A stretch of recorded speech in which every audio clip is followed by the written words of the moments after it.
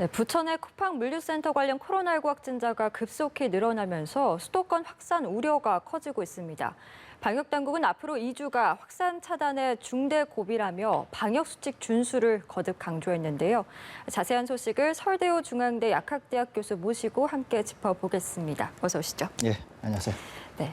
먼저 가장 우려되는 지점부터 살펴보겠습니다. 부천 쿠팡 물류센터 관련 확진자가 계속해서 늘어나고 있고 특히나 수도권을 중심으로 빠르게 확산을 하고 있는데 가장 걱정되는 건 이제 수도권이 밀집된 공간이고 또 유동인구가 많기 때문에 초기에 진단하지 못하면 대유행으로 번질 수 있다는 우려까지 나오고 있거든요. 현재 추세 좀 어떻게 보고 계신지요? 예, 저는 지금 쿠팡 물류센터에서 시작이 됐지만 네. 저는 단지 쿠팡 물류센터의 문제라고만 보지는 않습니다. 지금 기본적으로 상당히 조용한 전파, 숨은 전파가 지역사회 곳곳에서 지금 나타나고 있다고 보고 있고요. 또 지금 전체 인구의 거의 절반이 수도권에 있습니다. 네. 그렇기 때문에 지금의 상황은 상당히 엄중한 상황에 있다 이렇게 볼 수 있겠습니다. 네, 그렇기 때문에 방역 당국에서도 이제 어제부터 수도권에 대한 방역 조치를 좀 강화를 했습니다만 현재 추세를 봤을 때 사회적 거리두기를 이제 사회적 거리두기로 전환을 해야 된다라는 목소리가 계속 나오고 있거든요. 이에 대해서는 좀 어떻게 생각하시는지? 저는 뭐 기본적으로 실효성이 없을 거다 이렇게 보고 있습니다. 네. 이제 사회적 거리두기라고 하면 세 종류가 있는데요. 고강도 사회적 거리두기, 그다음에 이제 완화된 사회적 거리두기, 지금은 이제 생활 속 거리두기 이렇게 볼 수 있는데, 그러니까 생활 속 거리두기에서 완화된 사회적 거리두기나 아니면 이제 고강도 사회적 거리두기를 말씀하시는 것 같아요. 네. 그런데 이제 저는 실효성이 없을 거라고 생각하는 이유가 뭐냐면 제가 자주 말씀드리지만 단계가 이동하지 않습니까? 그러면은 거꾸로 돌아가기가 굉장히 어렵습니다. 왜 그러냐면 일단 어떤 단계로 가게 되면은 상당히 둔감해집니다. 예를 들면 지금 쿠팡 물류센터 사건이나 또는 이태원발 집단 감염이 생겼다고 해도 이제 우리 국민들이 더 이상 마스크를 사려고 줄을 안 선다는 거죠. 네. 그 이야기는 뭐냐면은 그냥 이런 일들이 생겨도 이제는 상당히 둔감하게 받아들인다는 거예요. 그러니까 오히려 지금 다시 어떤 거리두기로 가기보다는 제 생각으로는 네. 선택적 거리두기, 그러니까 고위험 시설을 기준으로 한 그런 선택적 거리두기를 가는 게 맞지, 아니면은 전 국민이 다시 어떤 거리두기를 간다 그럴 경우에는 국민이 받아들이기도 어려울 것 같고 국민이 기본적으로 둔감해진 상황이기 때문에 실효성도 좀 얻기가 어렵지 않겠나 이런 생각이 듭니다. 단계가 이미 좀 이동을 했고 둔감해졌기 때문에 고위험 시설을 위주로 이제 선택적 거리두기를 해야 된다 그렇습니다. 이런 말씀이신 거죠. 네, 이 물류센터 관련해서 그 서울 여의도 학원 강사 감염이 있었는데 역시나 그 물류센터 발로 좀 지금 추정이 되고 있습니다. 강사의 어머니께서 이제 이 물류센터 직원과 접촉을 하셨고 이 어머니로부터 강사가 이제 접촉이 됐고 또 강사의 수강생 확진자도 추가로 나온 상황이거든요.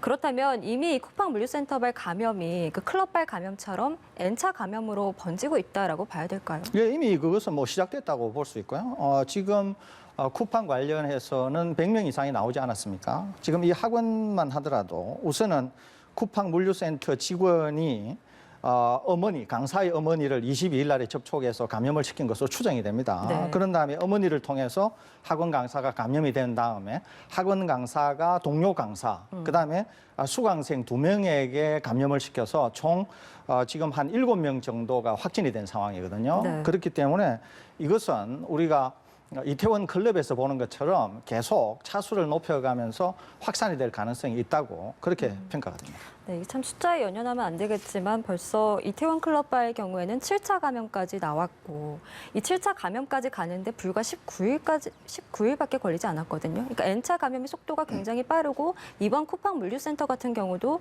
그 전파 속도가 굉장히 빠르다는 생각이 들거든요. 그렇게 보기에는 좀 무리가 있을 것 같고요. 왜냐하면은 아직까지 이제 쿠팡에서의 물류 사건이 우리는 이제 단지 뭐 차수를 7차, 8차 이렇게 얘기하게 되는데 이것이 더 빠를 거다 이렇게 보기는 어렵습니다. 또 하나는 지금 더 빨라 보인다고 보기에도 좀 어려운 점이 있어요. 네. 그리고 또 이 차수라고 하는 것은 다양한 형태의 변수에 의해서 지배를 받는 것이기 때문에 그렇게 보기에는 좀 어렵습니다. 다만 이제 좀 더 주의해서 봐야 될 것은 뭐냐면 수도권에서 벌어진 일이기 때문에 네. 오히려 이게 얼마나 광범위하게 확산되는가 하는 것이 좀 더 중요한 그런 관전 포인트가 되지 않을까 이렇게 생각이 됩니다. 알겠습니다. 물류센터 관련 확진자들이 지금 관련자들뿐만 아니라 이제 접촉자들을 통해서 계속해서 전파가 되고 있어서 참 걱정이고 그래서 관련된 사례들을 좀 하나씩 짚어보려고 하는데 그 물류센터에서 일한 딸을 통해서 감염된 서울 강서구에 이제 거주하시는 여성 확진자, 60대 여성 확진자 분께서 사우나를 이용하셨다고 합니다. 그 목욕탕을 통한 감염은 저희가 한번 경험을 했었기 때문에 또 걱정이 되는 지점인데요. 예, 그렇습니다. 이 사우나를 통해서는 벌써 감염 확산이 한 2차례 정도 있었습니다. 그러니까 지금도 이제 이 사우나를 통한 감염 우려가 있는 거죠. 이거는 이제 실제로 쿠팡 물류센터에서 일을 하는 딸의 60대 어머니가 이제 여성이 감염이 되는 겁니다. 그리고 이 60대 여성께서 사우나를 가시게 되는데 이제 사우나를 가시는 게 지난 24일 일요일이라는 거죠. 그러니까 이 시간에는 일요일이라서 이용객들이 많았다고 그럽니다. 네. 그리고 이 60대 여성이 사우나를 이용하신 시간이 한 4시간 30분 정도 되니까 혹시 이렇게 많이 이용하신 분들을 통해서 감염 확산의 우려가 있는 거 아니냐. 왜냐하면 지난번에도 한 2차례 정도의 감염 확산이 실제로 확인이 됐기 때문에 그렇습니다. 그런데 이 사우나에서 항상 감염 확산이 될 때는 어떤 점이 있었느냐 하면은 아주 가까운 지인과 밀접 접촉을 한 상황에서 전파가 됐던 것이거든요. 네. 그렇기 때문에 만일에 이 60대 여성께서 사우나를 이용하셨을 때 가까운 지인과 같이 가지 않으셨다거나 혼자 만일에 가셨는데 가까운 지인을 그 사우나에서 만나지 않았다거나 이러면은 단발성에 그칠 가능성이 있는데 혹시 사우나를 이용하실 때 가까운 지인들과 같이 가게 됐을 경우에는 네. 아무래도 사우나를 이용하시는 과정 중에 밀접한 대화라든지 뭐 접촉을 했을 가능성이 있거든요. 그러면 감염 확산이 있을 것으로 생각이 됩니다. 다만 간접 접촉에 의한 전파는 있을 수 있어요. 가령 뭐 수건을 통해서든가 아니면은 어떤 뭐 바이러스가 문고리 같은 데 묻어 있거나 다른 시설에 묻어 있었는데 2차적으로 접촉이 되면서 감염 확산은 있을 수는 있는데 여태까지 사우나에서의 감염 확산은 주로 가까운 분들과 사우나를 이용하시면서 밀접한 대화를 통해서 감염 확산이 된 경우가 대부분이었기 때문에 아마 그런 점에서만 밀접 접촉이 없었다고 하면 이것도 지난번과처럼 단발성에 그치지 않을까 이렇게 생각이 됩니다. 네, 저희가 이야기를 나누는 도중에 관련해서 또 속보가 들어왔습니다. 코로나19 어제 하루 신규 확진자가 39명으로 지금 확인이 됐고요. 영시기 중 총 11,441명이 지금까지 누적 확진자로 파악이 되고 있습니다. 지금 신규 확진자 39명 중에 국내 감염이 27명이고요. 경기가 13명, 서울 9명, 인천 5명 이렇게 신규 확진자로 지금 파악이 되고 있습니다. 교수님 역시나 수도권 위주로 지금 확진자가 나오고 있고 신규 확진자가 39명입니다.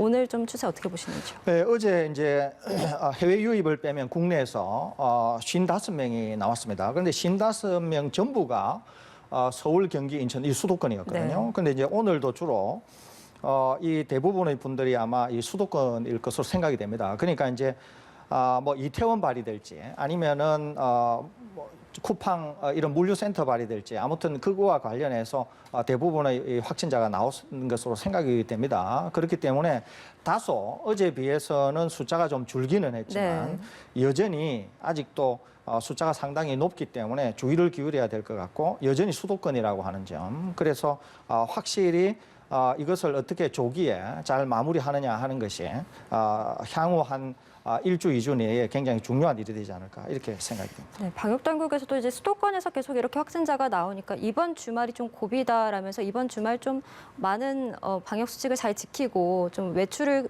웬만하면 하지 않을 것을 좀 권고하고 있거든요. 이런 부분들이 굉장히 중요한 시기다라고 봐야겠죠. 굉장히 중요할 수 있습니다. 왜 그러냐면은 이제 주말이 되면 아무래도 이제 이동이 많아지게 되는 것이죠. 그런데 지금 이제 우리가 보는 것처럼 확진자 수가 수도권에서 많아지고 있고 또 감염 경로를 아직도 모르는 그런 확진이 많습니다. 네. 그렇기 때문에 극단적으로 말씀을 드리면은 지금 사회 곳곳에 숨은 전파가 있다는 것이거든요. 그러니까 다중이용시설을 이용하게 될 경우에는 언제든지 감염 우려가 있다고 봐야 됩니다. 네. 그러니까 주말에 이동이 많은 상황에서 자칫 특히 이제 실내 다중이용시설을 이용하게 될 경우에는 언제든지 내 자신이 감염이 될 수 있고 또 그것을 통해서 지역사회로 전파 확산이 될 수 있다고 하는 점에서 경각심을 가져야 될 그런 주말이 오늘 내일이지 않겠나 이렇게 생각이 듭니다. 네, 알겠습니다. 저희가 뭐 물류센터 관련해서 이제 이야기를 하고 있었는데 관련해서 계속해서 이야기 나눠가겠습니다. 경기 수원시에서는 또 물류센터 직원과 10분간 대화를 한 50대 여성 확진 판정을 받았습니다. 이 여성분께서는 마스크를 쓰고 계셨는데 이제 그 대화를 한 물류센터 직원은 마스크를 쓰지 않고 있었거든요. 그렇다면 한쪽만 마스크를 착용하는 거는 효과가 없다라고 봐야 되는 겁니까? 그렇지는 않습니다. 이제 이런 거죠. 이분은 물류센터에 일하신 분인데 감염자시고 이분은 감염자가 아닌데 마스크를 착용하신 거예요. 이분은 이제 감염자인데 마스크를 착용하지 않은 거고 네. 이분은 마스크를 착용했는데 결국은 마스크를 착용하지 않은 분이 감염이 됐다는 거죠. 이렇게 그렇죠. 그렇게 된 거거든요. 이제 두 가지가 있을 수 있습니다. 하나는 마스크를 꼈는데도 감염이 되셨으니까 하나는 마스크를 잘못 착용했을 수가 있어요. 네. 많은 경우에 우리 길거리에 보시면은 코를 내놓고 마스크를 쓰시는 분이 굉장히 많습니다. 답답해서 이제 그렇습니다. 그렇게 답답해서 하시는데. 그러는 네. 것이거든요. 숨을 쉬기 어려워서 그렇고. 그런데 이 바이러스는 눈, 코, 입을 통해서도 감염이 되지만 제일 감염이 잘 되는 부위가 어디냐면은 코입니다, 코. 그런데 많은 분들이 코를 내놓고 있거든요. 그러니까 감염되신 분이 마스크를 꼈다고 하더라도 마스크를 잘못 꼈을 수가 있습니다. 두 번째는 마스크를 제대로 꼈는데도 감염이 될 수가 있어요. 어떤 경우냐 하면은 또 많은 분들이 마스크를 이렇게 착용하시면 주로 우리가 코나 입을 통해서 호흡을 하기 때문에 코나 입 주위 부분에는 바이러스가 있을 수 있습니다. 그런데 많은 분들이 거기를 굉장히 많이 만지세요. 그러니까 언제나 마스크는 착용을 하실 때 고리 부분만 만지셔야 됩니다. 착용을 하실 때도 고리 부분만, 벗을 때도 고리 부분만 만지셔야 되거든요. 그러니까 혹시 감염자가 내놓은 바이러스가 내 마스크에 묻었을 때 내 마스크를 방금 말씀드린 대로 그 부위를 만지게 되면 손에 바이러스가 묻었다가 눈, 코, 입을 만지면서 감염이 될 수가 있거든요. 그렇기 때문에 감염자는 마스크를 안 꼈고 원래 감염되신 네. 분은 그다음에 전파가 되신 분은 마스크를 꼈는데 왜 감염이 됐느냐. 이것은 제가 방금 말씀드린 대로 그 두 가지 요인에 의해서 아마 감염이 된 게 아닌가 이렇게 생각이 듭니다. 네, 마스크를 쓰는 것도 물론 중요하지만 올바르게 쓰는 게 얼마나 중요한지를 좀 보여주는 사례라고 봐도 되겠죠. 그렇습니다. 네, 알겠습니다. 상황이 이렇다 보니까 이제 쿠팡 물류센터가 어떻게까지 이렇게까지 슈퍼 전파지가 된 것인가에 대해서 그 배경을 좀 짚어볼 필요가 있을 것 같습니다. 조사를 해보니까 직원들이 쓰는 안전모부터 뭐 사무용품들까지 다 바이러스가 있었다라고 지금 밝혀졌거든요. 도대체 어디까지 이 바이러스가 퍼져 있었던 걸까요? 이것은 좀 주의해서 봐야 되는데요. 이제 왜 그러냐면은 일단은 마스크나 그 이외에 뭐 키보드나 뭐 여러 곳에 바이러스가 많이 있었다는 거죠. 이것은 상당히 바이러스가 많이 배출됐다고 하는 것을 얘기합니다. 많이 배출됐다고 하는 것은 한 명이기보다는 여러 명이 배출했을 가능성이 있어요. 그러니까 이미 감염 확산이 되었을 때는 그 안에서 몇 명의 분들이 서로 교차 감염에 의해서 상당히 많은 바이러스를 배출했을 것이라고 하는 추론이 가능합니다. 우선은. 네. 두 번째는 여러 곳에 바이러스가 많이 있었고 심지어는 소독을 하고 나서도 바이러스가 있었다고 하는데 이것은 좀 주의해서 봐야 될 게 뭐냐 하면은 살아있는 바이러스인지 죽어있는 바이러스인지가 현재로서는 구분이 안 됩니다. 그러니까 바이러스가 있다고 하는 것을 우리가 검출해낼 수는 있어요. 그런데 이제 그것이 소독을 하거나 하게 될 경우에는 바이러스가 검출이 된다고 하더라도 죽은 바이러스일 수 있거든요. 네. 그렇기 때문에 이것은 검출되었다고 하는 것은 오히려 많은 바이러스가 배출되었을 거라고 하는 점. 그래서 물류센터를 통해서 순간적으로 확산이 빨리 일어났을 거라고 하는 것을 뒷받침하기에는 적절한 설명이지만 네. 심지어는 소독을 했거나 하는데도 바이러스가 검출됐다고 하는 것은 이 뭐 소독이 잘못되거나 그런 게 아니라 죽은 바이러스도 이 검출이 될 수는 있는 것이거든요. 바이러스가 있는 것으로 검출이 될 수는 있는 것이거든요. 그렇기 때문에 그 바이러스가 살아있는 바이러스냐 아니면 죽어있는 바이러스냐라고 하는 거를 좀 구분해서 볼 필요는 있다. 이런 말씀을 드립니다. 그러면 이게 뭐 이제 확진자가 나온 공간 같은 경우는 소독을 바로 하잖아요. 그럼 소독을 했다고 하면 이제 보통은 안심을 하게 되는데 어쨌든 바이러스가 살아 있을 수 있다는 것은 소독을 한 공간도 그렇게 안심할 수 있는 공간은 아니다라고 받아들여야 될까요? 제가 방금 말씀드렸는데 그게 아니라는 거죠. 소독을 하더라도 바이러스는 죽었을 수가 있지만은 죽은 바이러스가 있을 수는 있는 것이거든요. 그러니까 우리가 그 PCR 진단 키트에서도 보면 죽은 바이러스를 검출해내지 않습니까? 마치 양성인 네. 것처럼 그런 것처럼 바이러스는 검출이 될 수 있다는 거죠. 그런데 소독을 하고 나면 그 바이러스들은 죽은 바이러스거든요. 그렇기 때문에 소독을 하고 나면 특히 공인된 방식으로 소독을 하게 되면은 굉장히 안전합니다. 네. 그럼에도 불구하고 죽은 바이러스가 검출은 될 수 있거든요. 근데 지금 여기에서 검출이 됐다고 하는 게 죽은 바이러스인지 살아있는 바이러스인지를 모르고 그냥 바이러스가 검출됐다라고만 얘기하는데 제가 보건대는 소독을 하고 나서 검출된 바이러스는 그냥 죽은 바이러스, 시체 바이러스를 검출한 것이기 때문에 소독을 하고 나면은 안전하다. 이 말씀을 드릴 수는 있고 다만 여러 곳에 광범위하게 그것이 죽어있던 바이러스든 살아있던 바이러스든 상관없이 검출된다고 하는 것은 그만큼 이 물류센터에서 바이러스 배출이 환자로부터 많이 발생했다. 이렇게는 볼 수 있을 것 같습니다. 알겠습니다. 사실 저희가 부천 쿠팡 물류센터 사례를 계속해서 짚어보고 있는데 사실 고향에 있는 쿠팡 물류센터에서도 확진자가 나왔었거든요. 그런데 이 두 사례가 좀 비교가 되는 게 이 고향 같은 경우는 지금 추가 확진 사례가 나오지 않고 있습니다. 검사받지 않은 직원들이 아직 남아있긴 합니다만 지금 부천 쿠팡센터와 이 고양 쿠팡센터의 어떤 차이는 좀 어떻게 보고 계신지요?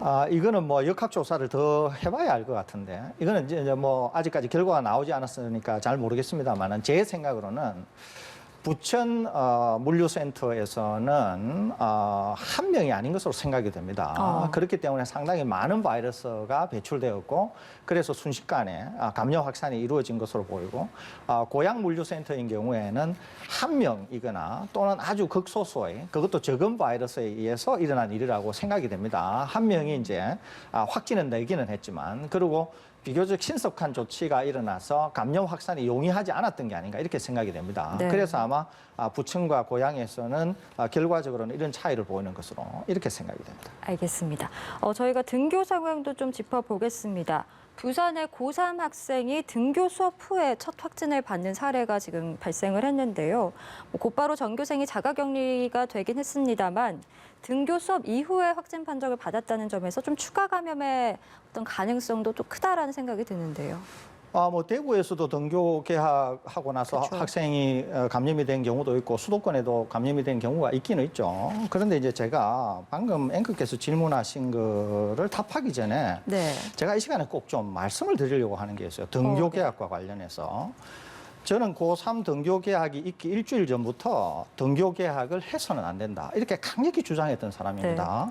등교 개학을 하던 달에서조차도 저는 등교 개학을 해서는 안 된다. 이렇게 얘기를 했었고 그다음에 2차 등교 개학이 있던 고2, 중3, 초1, 2 유치원 때도 저는 계속 등교 개학을 해서는 안 된다.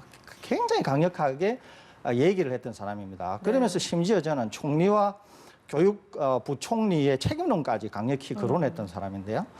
제가 이 시간에 꼭 말씀드리려고 하는 것은 뭐냐면 이거예요. 지난 2차 등교 개학이 수요일 날에 있었는데 네. 화요일 날에 그 하루 전인 화요일에 대통령께서 하신 말씀이 있으십니다. 문재인 대통령께서 뭐라고 말씀하셨느냐 하면은 등교 개학은 생활 방역 성공의 가늠자 시금석이 될 것이다. 네. 이렇게 말씀을 하셨어요. 제가 제 귀를 의심했습니다. 대통령이 이게 하신 말씀이 맞나 할 정도로 제 귀를 의심했는데요. 등교 개학은 생활 방역 성공의 시금석이 될 거다. 이 말씀을 하셨어요. 그런데 대통령께서 계속 안전과 관련해서 보이신 철학이 뭐냐면 이겁니다. 사람이 먼저다. 그다음에 국민이 먼저다. 또 안전이 먼저다. 또 과한 대응이 훨씬 더 좋다. 훨씬 더 낫다. 이런 말씀을 계속 해 오셨어요. 그런데 제가 계속 등교개학과 관련해서 드린 말씀이 뭐냐면은 누구를 위한 등교개학이냐. 이 얘기를 제가 자주 했거든요. 그러면 지금 대통령께서 등교 개학은 생활 방역의 성공 가늠자다 이런 말씀하셨잖아요. 그러면은 제가 드리는 말씀은 이거예요. 생활 방역 그러니까 학생들이 등교 개학을 해서 등교 개학이 잘 되면은 생활 방역의 성공이다 이 말씀이잖아요. 말씀은. 그런데 제가 드리는 말씀은 뭐냐 하면은 생활 방역의 성공이 좀 미루어져도 된다는 거야. 생활 방역 또는 K 방역이 좀 늦게 가도 된다는 거예요. 그 성공이. 그 성공을 위해서 학생들이 등교 개학을 해서는 안 된다는 거예요. 제가 드리는 말씀은. 제가 왜 이 말씀을 드리느냐 하면 올해 수능이 12월 3일 날에 있습니다. 네. 12월 3일 날로 한번 가볼까요, 우리가? 12월 3일 날에 가게 되면 그때가 독감이 유행할 때입니다. 독감이. 그러면 어떤 학생들은 기침 콜록콜록 하고 있고 어떤 애들은 열이 나고 뭐 이러는 거죠. 그러면은 그게 독감인지 아니면은 코로나19인지가 구분이 안 돼요. 그러니까 가을, 겨울에 재확산을 할 거다. 이거는 저는 뭐 좀 유보적입니다. 왜냐하면은 계절적인 요인이 없기 때문에 좀 유보적이에요. 그런데 12월 3일 날에 가게 되면 어떤 애들은 콜록콜록, 어떤 애들은 열이 나고 하면 코로나19인지 아니면은 독감인지가 구분이 안 돼요. 그러면은 어떤 일이 생기느냐. 유증상을 보이는 아이들이 수능을 못 칠 수가 있어요. 네. 수능을 못 치는 일이 생길 수가 있다고요. 그러면 이 대한민국에서 수능이 어떤 그 학생 개개인에게 어떤 영향을 주는지는 우리 스스로가 잘 알잖아요. 그래서 제가 12월 3일 날 수능이 제대로 치러지기 위해서는 어떻게 돼야 되냐 하면 지금부터 우리가 모든 역량을 동원해서 적어도 국내 확진자 발생의 영명 상태를 적어도 2주 정도는 지속을 해줘야 됩니다.